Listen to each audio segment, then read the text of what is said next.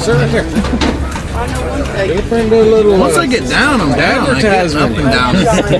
Okay, so McMurray. That's what they were doing. Murray McMurray. Yeah. Hatchery. Okay.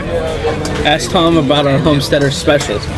Oh, we're offering new for this conference. We're for homesteaders who can do like a larger quantity of birds. We're giving 20% discount. Well, what's a larger quantity? 350 birds a year. 350 a year. Yep. Okay. So you can split that up into different shipments, but anybody who wants to raise meat birds or egg layers and stuff like that, any type of chicken. And that's for calendar year. Yeah, we hatched 2019. We're about done for the year. We only hatched through the end of October. Right, Ben. Yeah. Okay, so yeah, you're about done. So we'll start again in February, 1st of February. Okay. And obviously your website then is McMurrayhatchery.com. McMurrayhatchery.com. And I'm sure that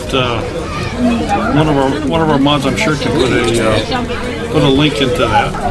I think we're on. Yeah, so they're commenting on there. And what else would you like to share with us? What else do you do? I do it all. Any kind of. All right. Well, we do ducks, turkeys, geese, pheasants, quail, Guinea hens. So if it's got feathers, you do it. Well, yeah, about any type of fowl. We just got to get them into the pig business next. We have pigs in Iowa. Yeah, that's fighting words, sir. We had a channel stop by here earlier called Funky Feathers. Funky feather. Funky Feathers. Yeah. Funky Feathers Homestead. So. Yeah. Absolutely. You got somebody saying they're going to hit you up in the spring, and they got pheasants. Kathleen loves your hatchery. I've heard of Thanks, somebody guys. who loves pheasants. Yeah, so we're really excited to be here. This has been a really great show. Just meeting a lot of cool people. Great. I'm glad you're here. Yeah, it's close as we got to come all the way out here to meet. Hoping to get in with them and try a few exotic birds. We're going to look at doing something a little different. So yeah. Ben, we're gonna get some ducks for them. Get some new chickens and stuff. Well, you got room for that. I got a couple places I think I might be able to Now it's fit. raining. As soon as he partitions off that few acres for us back in the corner there. They keep saying that, but I don't think they're leaving up north. You'll never notice. Try us. You don't know. Try us. We go home. It snowed yesterday. I get flurried. My wife said so. Wow. We had a freeze warning. I think up northwest Arkansas it got down to 28 last night. Ooh. So, any duck? I know. Oh no, and ducks. Ben, you're being hollered at. Oh, I gotta go. There goes the star. Yeah. Hey, Ben. Now it's just a live chat between some people we don't really know that well. We're the crazy ones. What can we say? That's why I stay off the camera most of the time. And my mom's like, come be in this video. No. That's what Ben's like, come on down. I was like, No. Sherry told me to come sit over here. And if I don't listen to Sherry,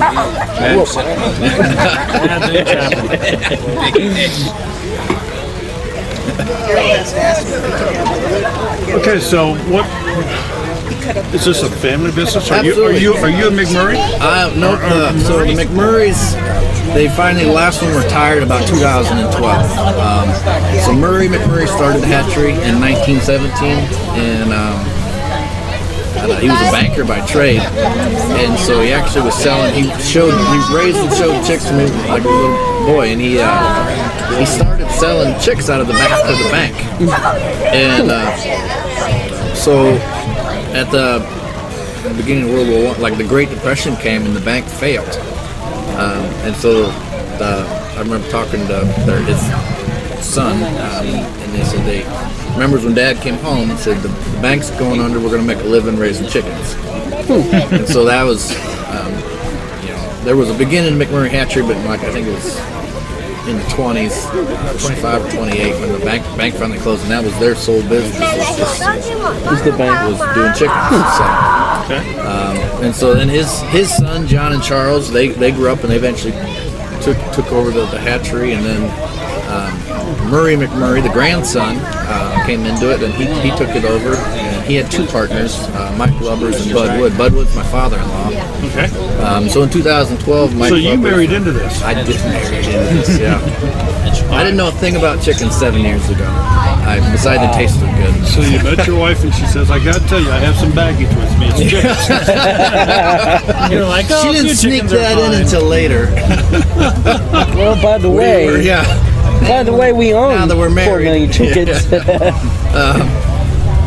No, it just kind of progressed, you know. And this was an opportunity for us and my wife and our kids to kind of come into this, and and we feel really blessed to be able to do this.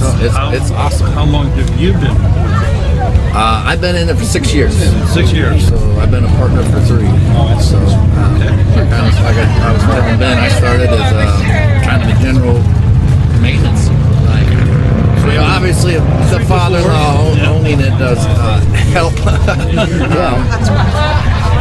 But it's like, all right, you know, you're good at that. Let's see what else you can do, and just kind of kept going, you know. And he's Bud Wood's up there. He's manning our booth now, and so yeah, we're me and Bud. So yeah, so we're it's a neat little story, but there's a lot of history in the country. 102 years we've been going. So I guess you consider your 5th generation. Do you do any YouTube? I get roped into a few videos of just it's like stuff around the hatchery. So Okay, so the hatchery has a YouTube the channel. hatchery has a YouTube channel. Yep. Okay. And that probably. Oh, she's on. I think we're on there. Well, She'd have to. well, what's here is McMurrayhatchery.com, which is probably your website. But yeah, the website. They're over there smoking. So There ain't a whole lot of McMurrays.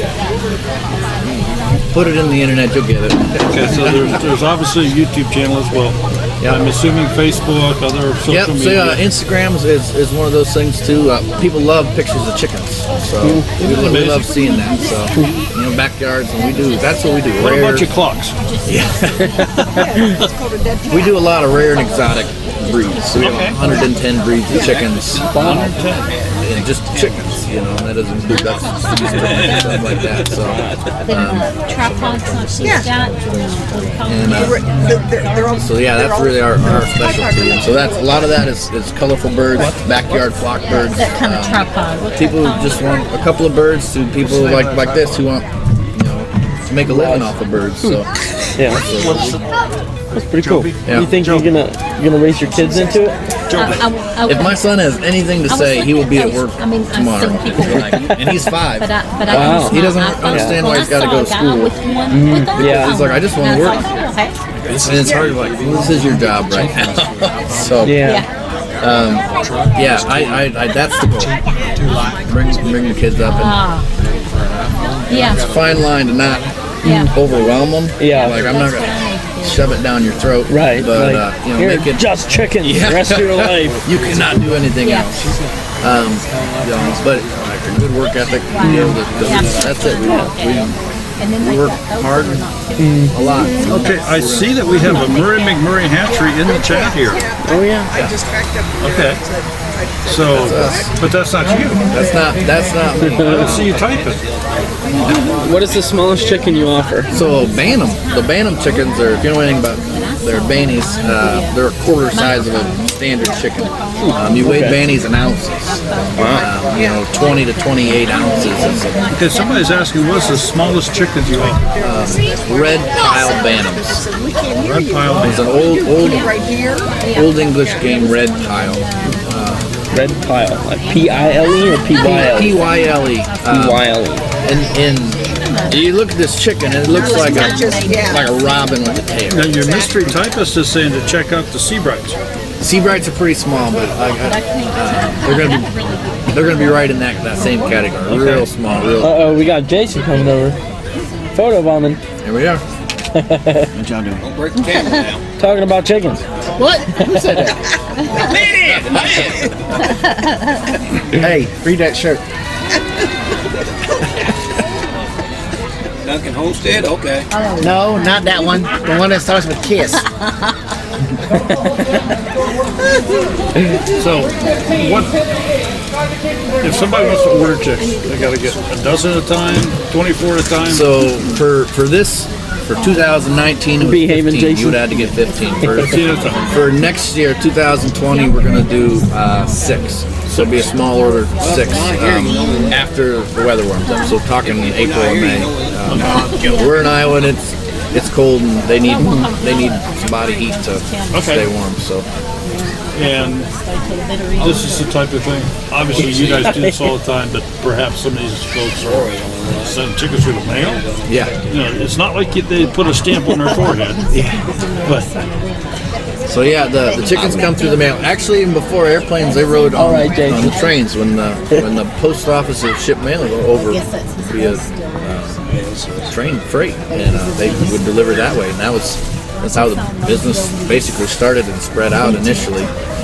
So once planes were kind of and started carrying certified mail, they did start flying. So. okay, and like I said, I have had the opportunity to go to a hatchery, not yours, Yep. but go to one and see a little bit. I'm sure yours is very, very simple, but explain to the people like with your brooders, how many eggs do you have in them? Yep. So we got a couple of different setups. We have some older incubators that hold up 13,000 eggs a week. Okay. There's 18 of those that we'll set up. Just think of that in omelets. And I've got some bigger ones. I've got Eat about 50 omelets a two day and still different have enough for series. 5 years. One will hold 110,000 eggs per week. 100. And I have one that'll hold 50,000 eggs per week. So Unreal. all told, we can do 300,000 eggs. And that's not chicks. Like we get about a 60% hatchability across all of our breeds. Okay. So if you think 300,000 eggs, 60% of that in chicks. That's total capacity. We've not ever filled up. So that's a lot of eggs. Yeah, it is. That's an incredible number. So That's an incredible a lot of, and all done by hand. And then, of course, obviously, you need to ship them out right away. Yep. So everything that hatches a day goes out the same day. So we start our hatch day starts about 2 a.m. So I guess if you consider that day. Yeah. So we'll go in and we go into the hatchers and we pull out the baskets and we start counting out the chicks, counting and sorting. We said we have 110 breeds, so everything gets sorted by the breed it is and counted. And so then after we've got our stacks of counted in 100 boxes, we'll send them to the sexers. So we have professional sexers that will come in and they'll distinguish male and They female. really distinguish at that age. There are, they can. Really? I can't. So that's its own trick too. Like that's a very tedious job, but we guarantee 90%. Everything. There's always hard ones. Like, it doesn't. That's crazy. That's crazy. So most people want females for egg laying. But, Sure. roosters don't lay eggs. Right. So. I raise roosters for meat purposes. So a lot of people raise roosters for meat. Sometimes they want to start or do a breed where they can hatch them and do them themselves. But if they're after a meat breed, do they always want just roosters? No, a lot of like our Cornish cross breed. The females are slightly slower growing than the males, but not significantly. So it really doesn't pay to just get. I mean, some people do. Roosters will grow faster. About probably, a week would bet you about the same weight. But. All right. Do you offer to folks that are close to you to come and visit and see your operation? We don't let you in. You can come. You'll come to the front of the hatchery, the office, and you can kind of see the front of the office. We don't do tours of the back. Well, I wanted to ask. Yeah. Not biosecurity. I don't know where you came from. I could put you in a whole suit, the hazmat suit, and we could walk around, but. I don't really want to do that. It's a lot of work. So we do have on YouTube. Some of our YouTube channels are tours of what do we do. A hatch day, starting with the chicks, counting the chicks, our incubators, the hatchers that we have, how it all kind of see our hatch room. Can't take a chance of someone from another chicken operation walking in. You know what? with It's a disease pretty or small something. world in the chicken deal. But like a lot of our customers, they have chickens at home. You know, and just I'll have to go ask her. for the safety of shipping out. Our hatchery is Your big It is not hospital clean, but it's not too far behind. A lot of your big hog operations and stuff. Yeah, it's shower in and shower out. They won't let you in. I've done a lot of telephone work for them. You know, you putting on, you shower in, putting coveralls on. You know, if you got to run get tools, it's a lot of doing. Samson Farm said he missed the new minimum. What is it now? Right now it's 15. 15. Next year after it warms up, we're gonna go down to 6. So 6 will be the new minimum. Yep. All right. So that'll help. That'll help like the small backyard hobbyists. You know, really 6 just per start getting variety or 6 per order? 6 per order. You can get one of any variety you want. So yeah, you can get one of all 100 something. Grizzy 2270 says, "How do you castrate a rooster?" How do you go? So that's Surgical not very procedure. hard. Or it is. It's. I'm trying to think what that's called. Caping. Yeah, capons. Yep, caponizing it. The gonads are inside, and so it is a surgical procedure. They need to be a couple of weeks old, I think, at minimum. You can do it, I think, at any age. You can kind of. You're going to want to find YouTube video for that. I'm not going to be able to explain it very well. You can make your own kind of contraptions, and there's 2 gonads inside, and you got to kind of pluck them out. And they used to do that a lot before they're like the broiler industry is really where it's at. So before the fastest growing birds now. So if you caponize the rooster, it would grow faster. Like it would produce more meat. Yeah. You can do it. They don't get sexually mature. It's So they're not wasting it to make. Yeah, Sperm they're not cells. looking. Yeah, they're not looking to mate and breed. Basically, they're friendlier because they're not really. Yeah. I suppose that I don't know. If They're it not. produces They're not testosterone, but- male dominant as much. Yeah, absolutely. So I haven't seen a capon for sale in the store for not for a years. while. It's a lot of work for what you don't really need to do anymore. Tom, tell them about the new sapphires and new breeds. So we've been working on a number of new breeds. We've got 2 new meat lines we're really excited about. Enhanced Delaware. A Delaware is a traditional dual-purpose breed. So you Eggs kept the and hens meat. for eggs and you butchered the roosters for meat. And so we've kind of bred in some more broiler into that. So it's a bigger bird. So it's going to be more true dual-purpose, like more of a meat type, but it's still be really good dual purpose. And Okay. then, we have a ginger broiler that's going to be just a little bit slower than a CXR, but better pasture birds, more active. They're gonna Okay. really be more forageable. CXRs don't move a whole lot. They like to eat, drink, and sleep, and grow. So these will be a little more chickenish. The sapphires are they're hybrid breeds. So I'm taking 2 lines of birds we have, and we're going to have a blue sapphire, which will be a blue rock, a blue barred rock, basically. And then a white sapphire, that'll be a crested white bird, but it'll lay a blue egg. So That's pretty cool. yeah, they're real neat. I'm real excited about those. Yeah. Now, will those chickens be used more for breeding or for meat? They're going to be egg layers. Egg layers?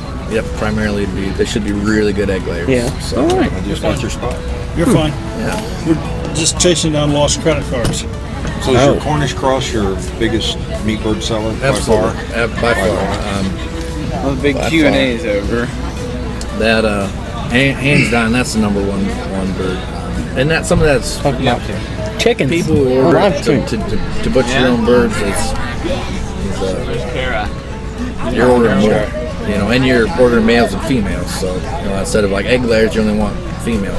And so Cornish cross, you eat both. So We always got straight runs. yeah. And then you just butcher the roosters. Yeah, butcher them first, and then come back and Hey, Dad. do the hens. So We on egg layers.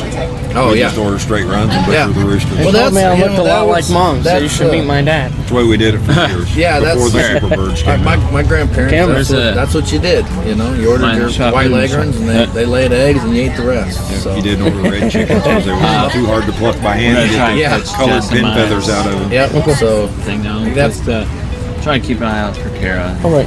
Let us know if you need anything. We'll be in there towards Okay. the front on the left side. All right. All right.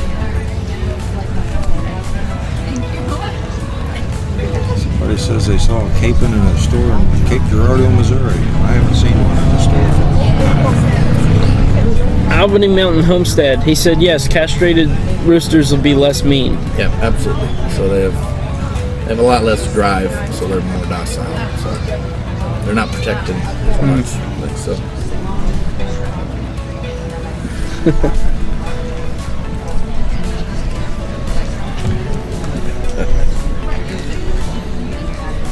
Well, That was too easy, right? I suppose I'll get back to my booth, guys. Yeah. So, All right. all right. Well, thank Good you talking to you, Tom. Yeah, it's nice Thanks to for meet you stopping guys. by. Thank you for stopping over. Yeah. Stay in touch. I will, absolutely. So, Stay in touch. all right. And Take whoever your mystery typist is, yeah. She'll be in touch. Take care later. All right.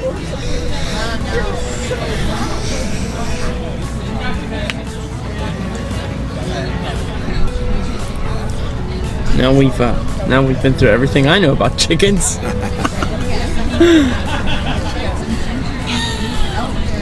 Most popular laying breed. Well, it's gone now, so I don't know.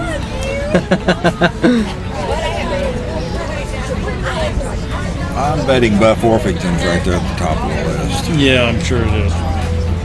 Players. Then it probably one of the most wanted is the Easter eggers. I'm not sure what all quote unquote breeds do that, but I know the colored eggs are a big thing to a lot of people. This is a novelty. Hello, Hive and Homestead.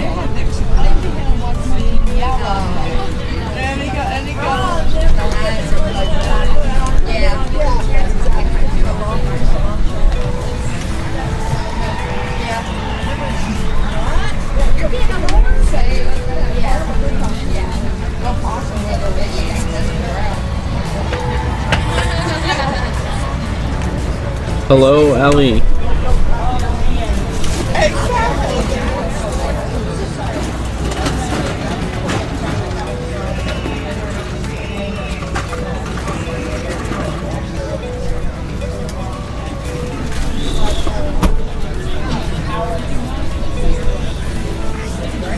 Mark, yeah, it was Mark.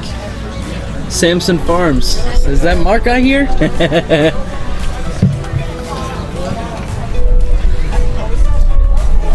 Oh.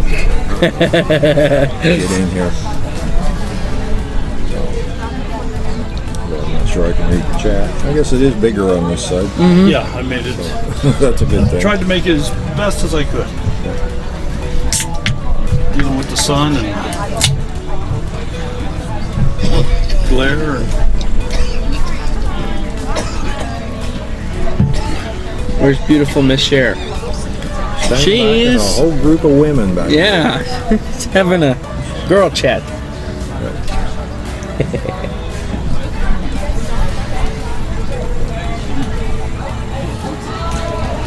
Austin Anyway. Warp Lake home run and Plymouth Rock percentage of 3 top. This what?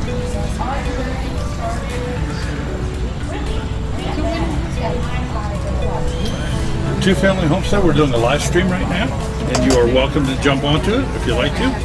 Oh, hi. Do you have a YouTube channel at all? No, I do not. You do not. You're just a watcher. Well, I'm going to learn to be a better watcher. Okay. All right. So I just go. So usually with Facebook, I just get a blog, right? Yeah. Right now, because you have this, you are live streaming. Right now we are live streaming. So right now, and we're down a little bit. It was up to 46. We're at 37 people watching right now, live and interacting. Very cool. But So you're on TV right now. The two of us are. Very nice. But what about this stuff inside? the stuff inside, because That's okay. well, that's all being quote unquote professionally recorded. Yeah, Right, so you can buy it. exactly. Very good. So everybody can go buy it if you couldn't make it here, right? Exactly. Right. Exactly. Very So good. it's, Good. but no, we're out here. Anybody that's coming by would like to sit down and chat for a little bit, chat with the folks, tell their impressions of what they think. Especially maybe a non-YouTuber. What brought you here? How did you get here? I Hey, would Francine. like communities for It's fantastic. We were here to last think year. through not just their and, own business, but we'll to be think back next through year. See you in a couple of weeks. Got to meet and visit with a lot of people and how to get learn the some whole things. community sustainable. Listen to Joe Salatin first thing this morning. Can always learn some things from him. And just having a great time. But you're Yeah, crowd this year is a lot less people than I thought, but definitely a lot of people still. Oh, here? Oh yeah, yeah. Yeah, Francine, I remember you. You teach school in the Chicago area, or for Chicago public schools, actually. I remember right.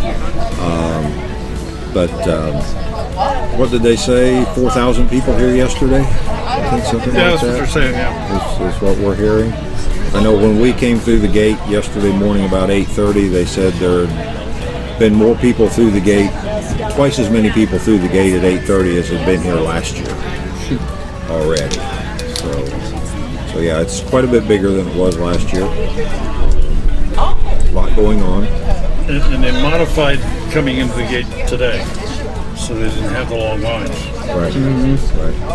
Yeah, the way they reset up coming in yesterday, to where you were not presenting your tickets from your car, they just funneled you in, parked the car, and then you walked up here and presented your tickets. Yeah. Made it a lot faster getting in than what it was the year before. Yep. So,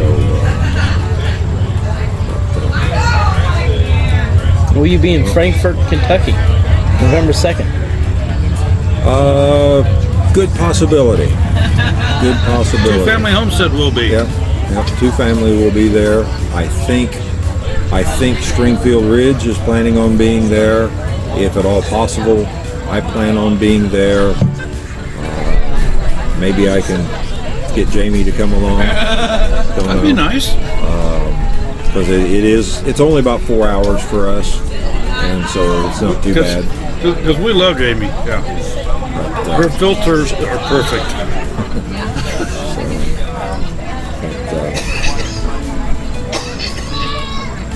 Dutch off-grid. There's a lot of speakers today. It's a lot yesterday as well.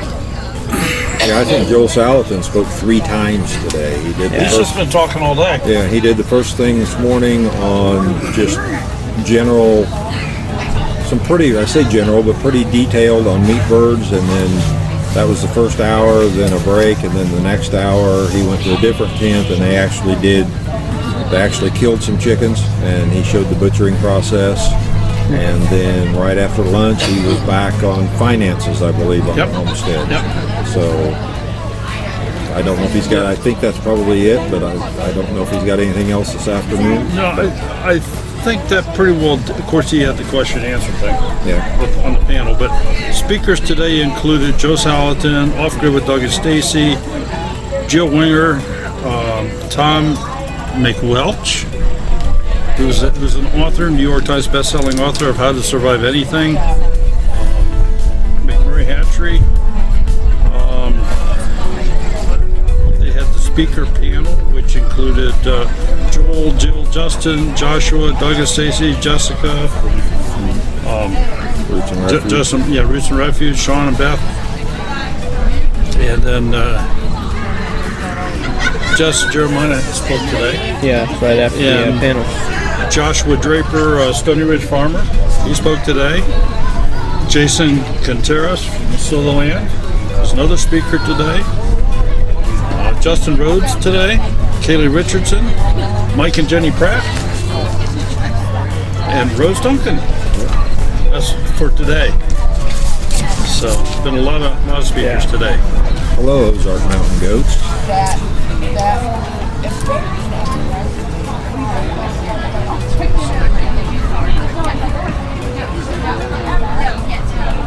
But I think things will be winding down here pretty quick. I think it looks like the crowd's thinned out quite a bit to what it was. Most of the people were here to see the panel of speakers, and then they left.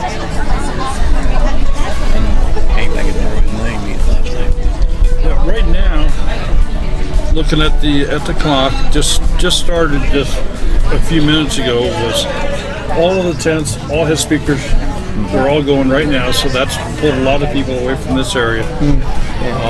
Plus the kids area is full. Joel Salatin is heading up the kids area doing the story time, which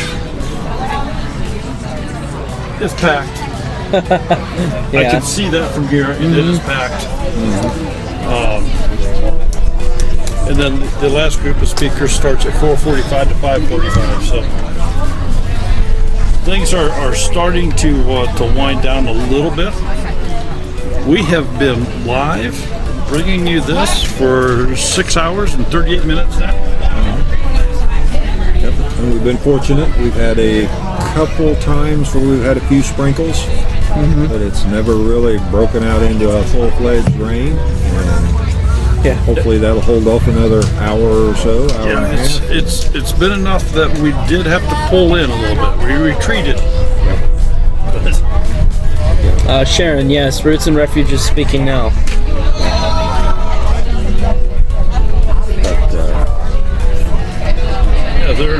They're sharing with folks how to get started with heirloom gardening. Heirloom gardening.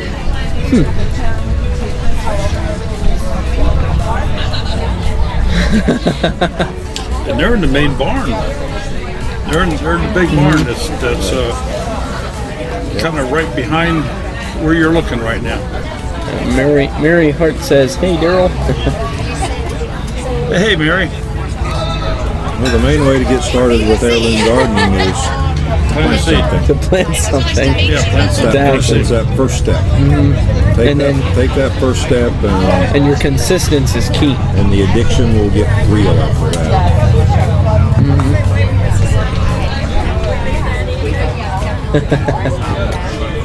So, Mark, what's your take on the show this year? Bigger and better. Bigger and better. I think it's they had more vendors. Not a huge number more vendors, but I think several more vendors than they had last year. Some vendors that were here aren't here that were here last year aren't, and then there's several new vendors. Got an alpaca guy here that brought 3 alpacas, and then they've got a tent set up selling some alpaca goods.